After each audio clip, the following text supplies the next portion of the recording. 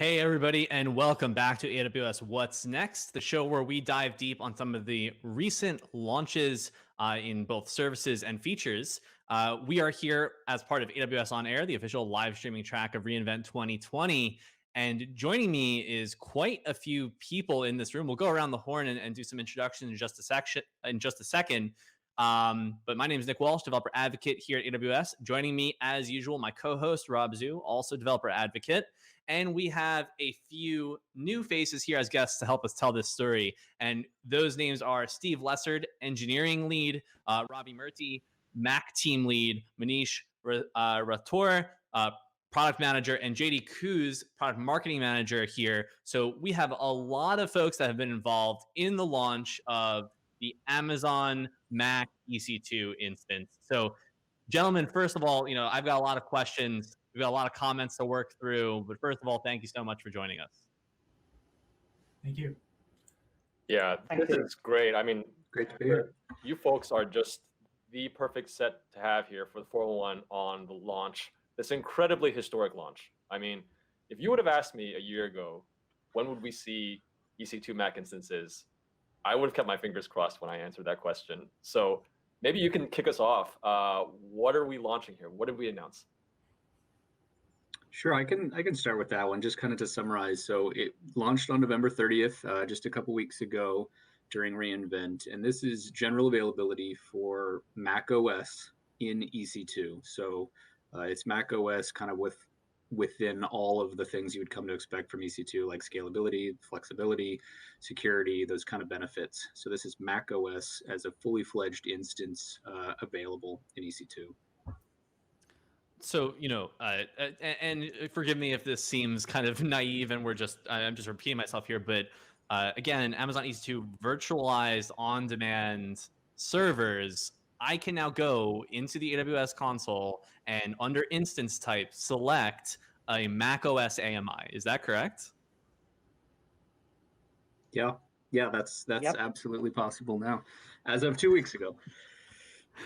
Guys, you have been the most popular people that everyone has been trying to get a hold of to talk about one of the most exciting launches. I feel like I'm the one that's more excited than everything. I'm sure the energy has probably been sucked out from all of the comments that you've and the excitement that you've seen on social media around this launch. But I'm excited to be the cheerleader here if if I have to be.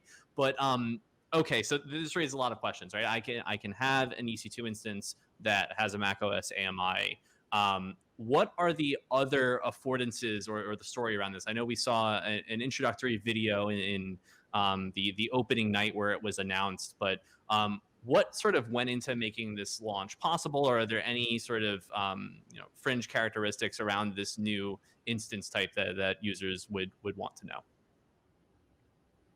Manish, you want to take that one? Yep, I can take that one. So thanks everyone for having us here. And Robert, to your point, this is exactly how it happened. Like a few years back, people would not even consider that we could support Mac OS on AWS. In fact, a lot of our customers who had use cases for Mac OS on the cloud didn't even ask us because they thought that it's just not possible with Mac OS only capable of running on Mac hardware. So around a few months back, we started looking into this use case and we started talking to the customers, and the customers talked about how developing for Apple platforms, say for example, iOS, macOS, tvOS, watchOS, and Safari, the entire build pipelines for these platforms relies on Xcode, and Xcode only runs on macOS.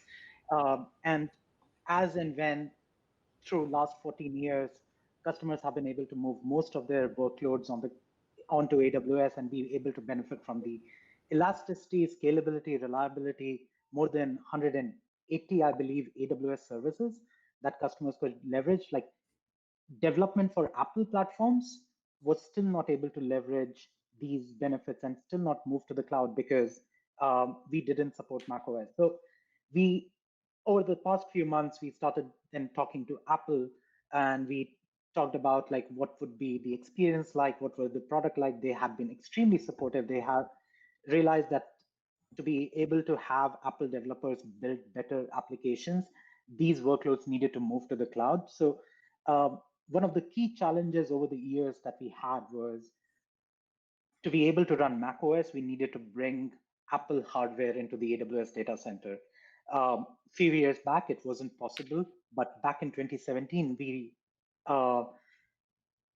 launched something known as AWS Nitro. AWS Nitro is like there's a lot of articles, talks around how we created a whole new capability to be able to have like custom building blocks, to be able to take software defined functions and uh, offload them off traditional virtualization into purpose built hardware and software components. That Lego block approach allowed us to offer something known as EC2 bare metal instances, where customers could launch instances without actually having a hypervisor layer and have the same APIs, same experience, and same services as any other EC2 instances. Then we thought about it even a step further, which is if it is a bare metal server, right now it is a server component, can we take something like an Apple Mac Mini and integrate it with the Nitro system and provide it to our customers? 2018 October, I believe, was the date when Apple actually announced the new Mac Mini. We started looking into it and we were like, great, this is exactly fits into the use case, has great performance compared to the previous generation, has a lot of connectivity, and that is when the story started. And fast forward to today, we now have EC2 Mac instances on AWS. That's awesome. You talked about some of the customer pain points here. I just wanted to dive into that a little bit. You mentioned that customers who are building iOS applications, they have to sign their packages using Xcode. And obviously you need a Mac instance at some point in the build pipeline, but is that the main use case, as using it as a build step, or do you envision customers also using it for development within Xcode, day-to-day development, debugging, testing, that kind of thing? Or maybe what are some of the other use cases that you all envision customers using these instance types for? Sure. So think about a developer's journey where a developer would, or even a development team would actually start with basically writing code, so the development side of things, and then all of them checking in their code into like a centralized repository. And most of the customers today say have a Jenkins setup to be able to continuously integrate and continuously build those code bases into build artifacts. And then you have this whole process around packaging and signing and releasing those into the App Store. And we believe that EC2 Mac instances across the journey, right from the development to releasing those apps into the App Store, customers will find them useful, because all of these steps require macOS and the availability of Apple hardware. That with EC2 Mac instances is not just a few clicks or API calls away. I think the only thing I would add to that probably would be like a lot of the testing process. We've definitely heard from customers that, if you want to test across like, some large amount of machines, it can be a little bit onerous to actually have to own and manage a really large amount of machines, because we definitely have customers who test across many versions of iOS, iPadOS, macOS, and so forth for their apps. And so why have all those machines dedicated sitting around if you're pushing out releases or updates maybe only several times a year? So with EC2, you just say, all right, I've got my base set, that I develop on and then I write on kind of regularly. And then when I want to scale up to some really, really large number, I can do that for a short period of time and then I can scale back. So that kind of scalability is something that it's inherent. It's kind of intrinsic to EC2, but we think it really is something that's gonna help a lot make things more efficient. Yeah, I just want to ask one quick question here. I know Nick's got some burning questions on his mind, but I'm still just trying to digest all this. EC2 Mac instances. So can I do all the things that I'm used to doing with EC2 instances? So for example, can I snapshot the machine and then restore it, shut it down, restore it later? Do I have dedicated access to the machine? How does that all work? Yeah, so our goal, while we were not just product definition, but the entire development work that our team has been doing over the past few months, was to make sure that the customer experience and the feature set supported are just like any other EC2 Nitro instance. So to your point, Robert, macOS is available as Amazon Machine Images or ARMIs. We still call it ARMIs here within it. EC2, like launch an instance with a Catalina or a Mojave ARMI. You can stop your instance, reboot your instance, terminate your instance. You can install Xcode and all your developer tooling and create a derivative ARMI for your use. Everything that our customers have come to value and love about the Linux and the Windows instance, now they can do it on Mac, EC2 Mac instances. Yeah, and just to add to that, right? In fact, when we started working on the Mac instance, one of the things we said was, hey, we've already launched a bare metal instance type. Like we've had so many bare metal instance types based on Nitro. So how do we take exactly that experience, right? If you've used Linux bare metal instances today, you launch an instance, it's a machine, you SSH into your instance and you do sudo reboot or sudo shutdown, and that works. And we want to make sure with the customers, when they do the same thing on a Mac instance, it behaves exactly the same. Like when you reboot your machine, it reboots and it comes back up. So we wanted to make sure, so we started with that customer experience and walked backwards into what we have today. And then, one of the biggest challenges of this whole project was we've done the Nitro system, as Ravi's mentioned, but that's all on custom-built AWS hardware where we can modify the BIOS, we can modify the hardware, we can change anything we want. In this case, we took an off-the-shelf Mac Mini and made the Nitro system work with it. So Ravi and the team did a ton of work to make that happen and to give you the same experience, but without custom hardware. Yeah, Nitro system enabling this and getting the full performance out of the underlying hardware is immensely valuable. But I want to take a step back even further to ask what can be a naive question, but I need to know the answer, right? For customers and developers that needed extensive build processes for the Mac ecosystem, were they previous to this racking and stacking or actually running Mac physical devices out of closets and under desks? Because I heard in the initial announcement that this is the first Mac OS cloud instance. And we could talk to the end of time about some of the nuanced improvements of what EC2 gives, but this sounds like a monumental leap moving from on-premises for an entire ecosystem of developers into the cloud. Am I off base here, or were customers literally running Mac build machines under their desks prior to this? You described it better, Nick, than we could have. I should just mention the huge customer internal. We've got tons of internal applications, right? So you could just imagine starting there, and then it goes out, and customers. Go ahead, Manish. Just to add to that, the whole high-level tenet that we have adopted here is Apple developers should only focus on code and building great apps. And they can offload all the heavy lifting that is associated with procuring, managing Mac infrastructure. This has been the core value proposition of AWS: is increase the agility, increase the productivity, increase the speed to market, being able to scale up and scale down the capacity, like all those benefits. And to be totally honest, totally transparent, Mac hardware is not 100% suited for a lights out environment. And we kept on hearing from a lot of customers during the recent COVID crisis that all the machines that they had in a closet or in some data center, they needed to go in, being able to power them on, power them off. Macs make great desktop machines, but trying to manage them in a lights out environment becomes more challenging. And that is where we came in to be able to help those Apple developers. Well, I feel like that we'd be remiss if we didn't mention that this also has implications for the reliability, right? When you talk about building and signing your iOS applications, that's a critical part of the toolchain. You were describing a CI/CD workflow where customer had built out a pipeline that involved Jenkins or some other tool of the sort, and that seems like almost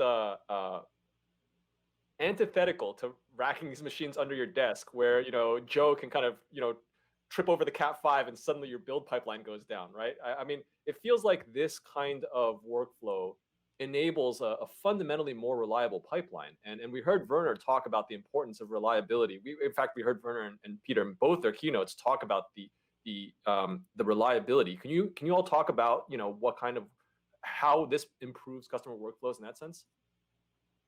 Probably the first thing worth saying there would be just that these truly live in, that they've been integrated into what is essentially a standard EC2 chassis.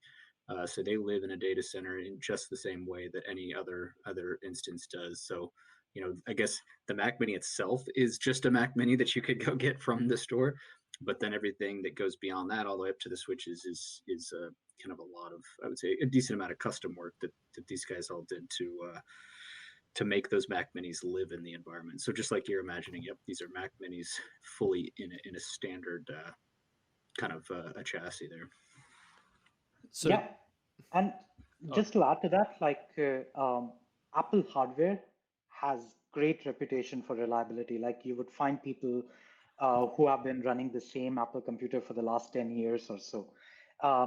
Similar to that, like EC2 Nitro instances like C5, M5, some of the most mission critical workloads today run on those instances. And by integrating it with Nitro system, we effectively married the reliability of Apple hardware with the reliability of the AWS Nitro systems, which is powering all the other Linux and the Windows platform.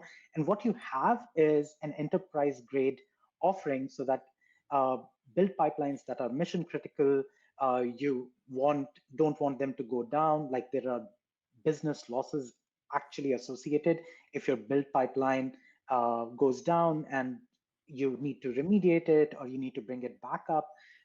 Those are the kind of challenges these EC2 Mac instances solve. And just to give you an example, like we had an internal team who's responsible for building the iOS apps for all of Amazon services. Say, think, for example, Amazon Retail, Goodreads, Kindle, Alexa, and they have been in preview for quite a few months. And 3 months back, they were evaluating EC2 Mac instances, but at the same time, the production builds were happening in a lab based here in Seattle.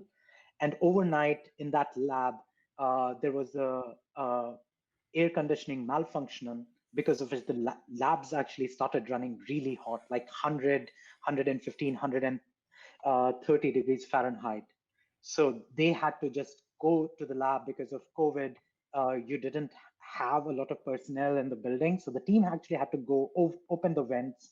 But until the security came in, they had to be in that lab for the entirety of the night.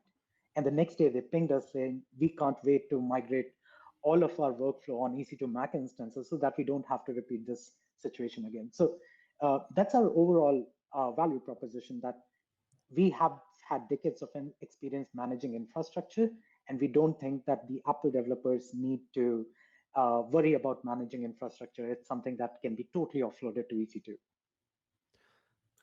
Yeah, that's what an incredible story. And I think there's so much to that, because when you say that you can manage these instances as though they are regular EC2 instances, that opens up so many possibilities, right? You can now declare infrastructure as code in a CloudFormation template, and that can include any EC2 instance type now, Windows, Linux, and Mac. You can deploy your build pipeline. You can stamp out copies of your build pipeline. You can have a backup one. You can do blue-green for your build pipeline. It's just so many things that dovetail with all the value propositions of the rest of AWS, for example, with IAM and some of our security and access control policies, monitoring all of that, who has access to what.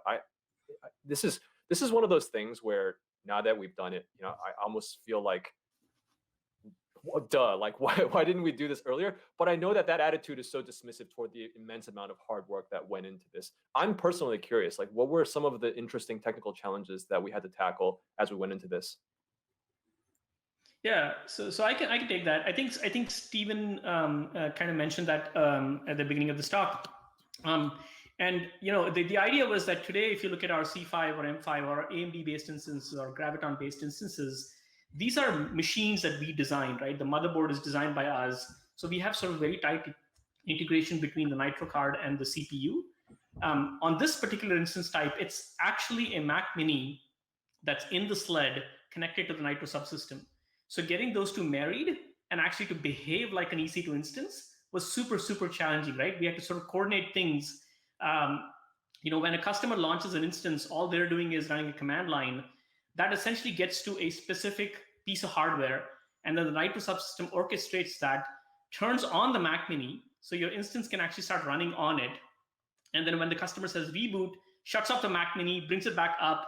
All of that is coordinated. Similarly, when you do a device attachment, we have to make sure that that device shows up as a PCI device on the physical Mac Mini, right?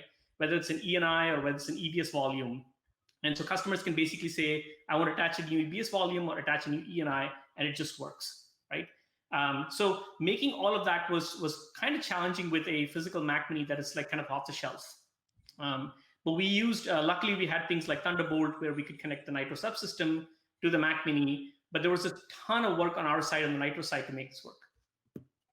I just want to play back one thing I heard in there, EBS.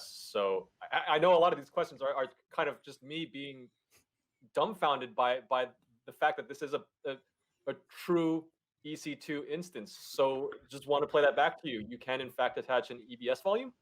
Yeah, so like any other instance, right? When you say launch an instance, you're launching you're taking an ARMY that gets placed on an EBS volume or Elastic Block Store volume. That's basically a root volume. So mentally, the model you have is you have a physical Mac Mini on your desk. You walked up to the Mac Mini, you've attached a USB stick with Mac OS on it, and you say boot from that USB stick, right? Just think of it that way. And then once your instance is running, you can say, hey, I need more storage, right? I want to attach a second EBS volume and a third EBS volume, and you can do up to 15 EBS volumes, and you can expand your storage just like you do on other bare metal instances, and you can actually just use these. So it just works. You can attach things as you go along. Yeah, I'm just as dumbfounded, I think, in seeing this. Again, as far as predictions are concerned, I would not have predicted this, but we've talked a lot about this more than just incremental improvement, right? Order of magnitude improvement from a cost, a reliability perspective, a scalability perspective. But another thing that becomes apparent to me is that this shifts the equation for a lot of other developers that may not have been developing on the macOS ecosystem previously. Also, it may be a smaller group, but we talk a lot about how the cloud enables you to move a large upfront capex, capital expense, in the form of needing to buy an integer number of these devices, right? To start development, to now being able to move to the on-demand model, right? So that reduces the cost to get started. A new set of developers that may not have been able to do this previously can now start on their journeys. But additionally, this helps to develop from anywhere in the world, right? I mean, I know it sounds like but if your Mac device is running under your desk as your personal dev server, you have to either connect to it or you have to be there. With Mac instances on EC2, you leverage the global availability of the EC2 service on the AWS network, right? So I haven't looked into the regional availability, but I'd imagine that these are fairly widely available. Is that correct? That is correct, Nick. So currently we have EC2 Mac instances in Virginia, Ohio, Oregon, and also in Europe, in the Dublin region and the Singapore region. We plan to expand by mid next year to most, if not all, the AWS global regions. And the idea is that even though build and most of the test workloads for Apple developers are not latency sensitive, what we have been hearing from our developers is one of the benefits that EC2 Mac instance bring to them is now they can consolidate their existing build pipelines for, say, for example, Windows and Android, and bring Mac instances just in that fold. So the same build pipelines will be churning out applications for Windows and Android and Mac OS, which means that they have a strong preference to where their existing pipelines live, is to also have the Mac instances being part of that. So they don't have to qualify or create a new VPC, go through all the internal approvals and compliance chains and whatnot, just spin up the Mac instance and be it. So we are actively working on increasing the geographic footprint. The idea is wherever you can find AWS, you also have EC2 Mac instances. That's awesome. Now, one of the things that I know that the Apple user communities have been a buzz about are the latest generation of ARM chips that Apple has recently released. Is there anything we can talk about with regard to those? Yeah, sure. So Apple announced the new M1 Mac Mac Mini on, I believe, around mid-November, just last month. And we have actively started looking into it. We are working closely with Apple to make it happen. And our plan is by next year, we will have a new generational refresh of EC2 Mac instances, which will be based on the custom Apple Silicon M1 Mac hardware. So think about like if you look at the benchmarks, like Xcode build performance is off the charts with the new M1 Mac instances. At the same time, we have customers customers or Apple developers doing once in a generation transition to M1 Mac Silicon M1 Silicon Mac based applications and creating universal binaries to run natively. So all of these customers right now are really interested in getting their hands on M1 Mac instances, and we are ensuring from our side, like this is just the beginning. No good deed goes unpunished, so there's no rest for us. We are making sure that by next year, our customers also have access to the M1 Mac instances. Wonderful, and love to hear that. We talk about this a lot, but it's no more salient than this transition from on-premises workloads to EC2, and that's that when you see the launch of a fundamental or an order of magnitude increase in performance by the underlying provider here in Apple with the M1 chip.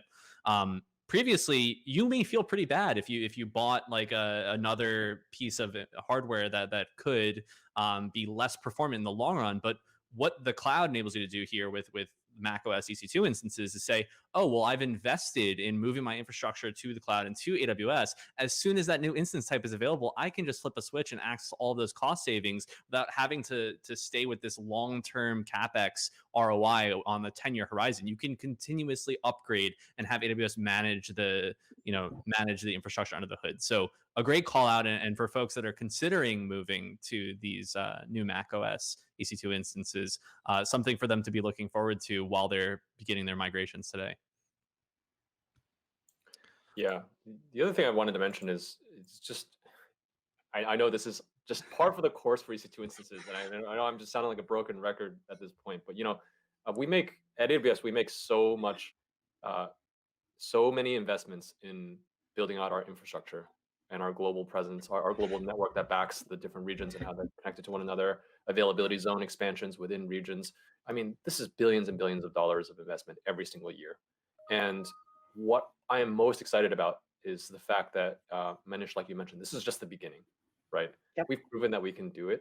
And this feels like, I can't wait. I know we don't like to talk about the uncertain future, but I am so excited about this. I'm so excited that this is the beginning. It feels like we're at the beginning of the race. The race has just started, and there's so much more. Now we can basically take all the advantages in terms of our data centers, our availability zones, all the improvements we make there with the Nitro chip, like we mentioned, and I can't wait. This is just such an exciting time to be in this industry. Yeah, exactly. A not so common catchphrase is we're at the tippity top of the mountain, but we're only really halfway up. That to the tier race analogy, that's what I'm thinking of. But unfortunately, we're at time. I would love to dive even deeper on this. I know that there's going to be a slew of content on the horizon if there isn't already in the reInvent catalog that'll be available on demand. But wanted to say a quick thank you to everyone who joined us today to dive a little bit deeper on the macOS instances. That is Steve, Ravi, Manish, and JD, as well as myself and Rob. We've had a real pleasure here on the What's Next show getting to talk about this new launch. But the show goes on. We have more content here on AWS On Air. For the full schedule, check out the What's New blog. We have that all covered there. But we will be signing off here. And back in just a few moments, we will have yet another What's Next session for another one of the launches. So thank you, everyone who tuned in, and we will see you in just a little bit. Thanks. Thank you, guys. Thanks.